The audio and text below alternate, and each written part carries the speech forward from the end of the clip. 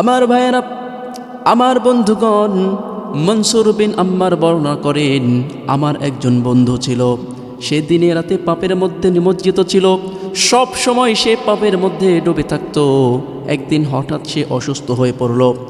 যখন সে অসুস্থ হয়ে পড়ে, ওই সময়ে আমি আমার বন্ধুর সাথে সাক্ষাৎ করার জন্য তার বাসার সামনে চলে যাই। বাসায় গিয়ে যখন দরজায় নক করি, ওই সময়ে বাসা থেকে একজন মেয়ে বের হয়ে আসে, মূলত তার বন্ধুরই মেয়ে। এবার সে গেট খুলে দেয়। আমার ভাইয়েরা, মনসুর বিন আম্মার বর্ণনা করেন, আমি যখন তার গেট দিয়ে তার বাসায় প্রবেশ করি, তখন দেখি মনসুর বিন আম্মার উঠানের মধ্যে চেয়ারের উপর বসে আছে, হাতে কুরআনুল কারীম। বিস্তারিত জানলাম, শুনে তখন বুঝতে পারলাম মনসুর বিন আম্মারের অবস্থা, সে পাপের মধ্যে নিমজ্জিত ছিল। অবস্থা এমন হয়েছিল যে তার এই রোগ আর কখনো শুদ্ধ হচ্ছে না, নিরাময় হচ্ছে না। দেশের বড় বড় ডাক্তারের শরণাপন্ন হয়েছে, কিন্তু কোনোভাবেই তার রোগ নিরাময় হচ্ছিল না। কিন্তু সে বলতেছিল, হে আমার পরিবার পরিজন, হে আমার পিতামাতা, হে আমার আত্মীয় স্বজন, তোমরা এবার আমার একটি পরামর্শ শোনো। আমাকে উঠানের উপরে নিয়ে আসো, একটি চেয়ারের উপর আমাকে বসিয়ে দাও, আমাকে কুরআনুল কারীম দাও। কুরআনুল কারীমও দেওয়া হলো। এবার সে কুরআনুল কারীম সে নিজের বক্ষে ধারণ করে আসমানের দিকে তাকিয়ে হাত উত্তোলন করে রব্বুল আলামিনকে বলছে, আয় রব্বুল আলামিন, আমি আমার জীবনে অনেক রকমের পাপ করেছি, অনেক পাপ করে ফেলেছি। রব্বুল আলামিন, তুমি ছাড়া ক্ষমার আর কেউ নাই। আমার ভাইয়েরা, এইভাবে সে দোয়া করতে থাকলো, চোখের পানি ফেলে ফেলে। এক পর্যায়ে আসমান থেকে আওয়াজ হলো, হে আমার বান্দা, আল্লাহ তাআলা তোমাকে মাফ করে দিয়েছেন। সুবহানাল্লাহ। আমার ভাইয়েরা, এইভাবে যখন সে সুস্থতার নিয়ামত পেয়ে গেল, দীর্ঘদিন যাবৎ স্বাভাবিক জীবন যাপন করলেও কিছুদিন পর আবার সে পূর্বের পাপে লিপ্ত হয়ে গেল। পূর্বে পাপে সে নিমজ্জিত হয়ে গেল, আবার সে গুনাহে নিমজ্জিত হয়ে গেল। আমার ভাইয়েরা, আবার সে অসুস্থ হয়ে পড়ল। কোনো ডাক্তারই আর কাজ হচ্ছিল না। দেশ বিদেশ বিভিন্ন স্থানে তাকে নিয়ে যাওয়া হলো চিকিৎসার জন্য, কিন্তু ডাক্তারে বলে এর কোনো চিকিৎসা নাই, এই রোগের কোনো সমাধান নাই।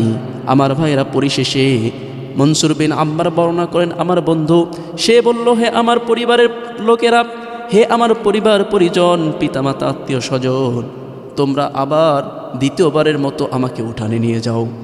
তাকে উঠানে নেওয়া হলো, চেয়ারের উপর বসানো হলো। আবার সে কুরআনুল কারীম চাইল, তাকে কুরআনুল কারীম দেওয়া হলো। এবার সে কুরআনুল কারীম বুকের সাথে জাপটে ধরে আসমানের দিকে হাত তুলে রব্বুল আলামিনকে বলছে, হে রব্বুল আলামিন, আমি ওয়াদা ভঙ্গ করেছি, জীবনে অনেক পাপ করেছি। আয় রব্বুল আলামিন, দ্বিতীয়বারের মতো আবার তোমার কাছে তওবা করেছি। আয় আল্লাহ তাআলা, এবার যদি তুমি আমাকে সুস্থ করে দাও, তাহলে ওয়াদা দিচ্ছি, প্রতিশ্রুতি দিচ্ছি, এই পাপ কাজে আর আমি লিপ্ত হব না। আমার ভাইরা যখন এইভাবে মোনাজাত করতে থাকে, কান্নাকাটি করতে থাকে, এক পর্যায়ে আসমান থেকে আওয়াজ আসে যে রব্বুল আলামিন তোমাকে মাফ করে দিয়েছে। আমার ভাইরা, আবার সে সুস্থতার নিয়ামত পেয়ে গেল। আমার ভাইরা, এইভাবে যখন দ্বিতীয়বারের মতো সুস্থতার নিয়ামত পেয়ে গেল, স্বাভাবিকভাবে সে তার দিনাতিপাত করতেছিল, তার দিন স্বাভাবিকভাবেই পার হচ্ছিল। কিন্তু কিছুদিন পর আবার সে পূর্বের পাপে লিপ্ত হয়ে গেল।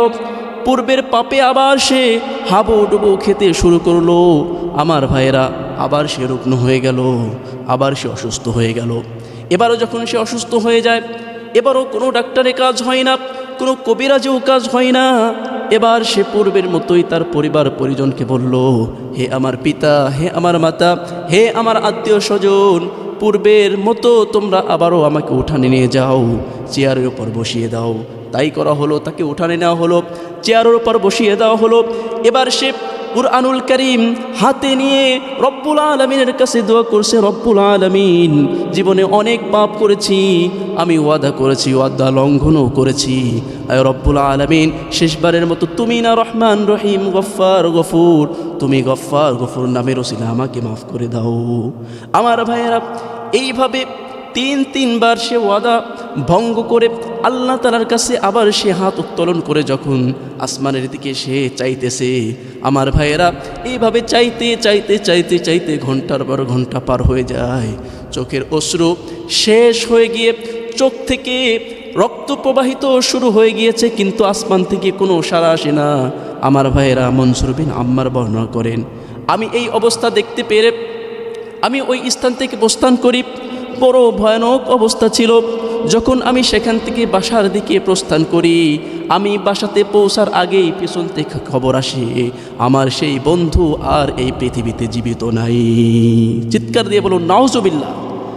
আমার ভাইয়েরা, এইরকমভাবেই একদিন আমার এবং আপনার জীবনের আয়ু শেষ হয়ে যাবে। কিন্তু বিষয়টা হচ্ছে আমরা আমাদের জীবনকে কোন পথে ব্যয় করছি, এটা হচ্ছে দেখার বিষয়। পরের দিনই ঘোষণা হয়ে গেল, মুয়াজ্জিন সাহেব মাইকে আজান দিয়ে দিলেন। আজানের মধ্যে বলা হচ্ছে যে অমুকের পুত্র অমুক আর পৃথিবীতে বেঁচে নাই। এইরকম একের পর এক মুয়াজ্জিনের আজান, মুয়াজ্জিনের ঘোষণায় আমাদের নাম উচ্চারিত হবে যে অমুকের পুত্র অমুক পৃথিবীতে আর নাই। এভাবে আমাদের প্রত্যেককেই প্রস্থান করতে হবে। কথা বলুন ঠিক কিনা?